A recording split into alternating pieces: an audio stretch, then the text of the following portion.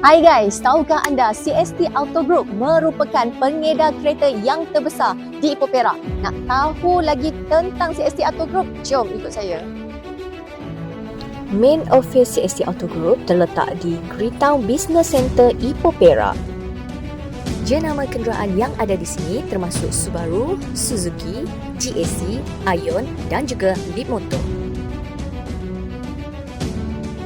Pusat servis juga bertempat sama dengan pusat jualan. Ini antara kenderaan yang menjadi pilihan pelanggan. Ruang pameran dibuka setiap hari dari pukul 9 pagi hingga ke pukul 6 petang. Manakala pusat servis buka separuh hari hingga jam 3 petang pada hari Sabtu dan cuti pada hari Ahad.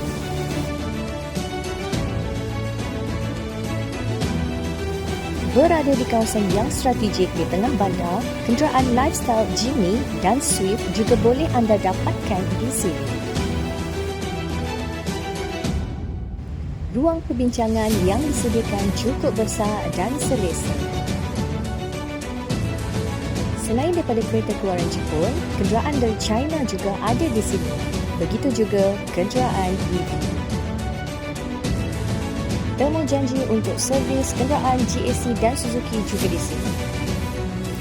Di bawah kelolaan CST juga, jenama kenderaan Jeko pula berada di Jalan Kampar. Showroom yang eksklusif dan selesa, yang paling penting kepuasan pelanggan terhadap perkhidmatannya.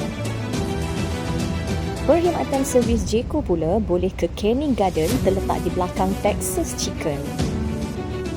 Anda yang mencari kenderaan pick-up 4x4 dari JAC Motor boleh datang ke showroom di Jalan Kuala Kangsar. Di Fairpark pula terdapat satu galeri yang mana anda boleh melihat beberapa jenama di bawah CST berada di bawah satu bumbung. Antara jualan dan servis Subaru juga terdapat di Kota Damansara.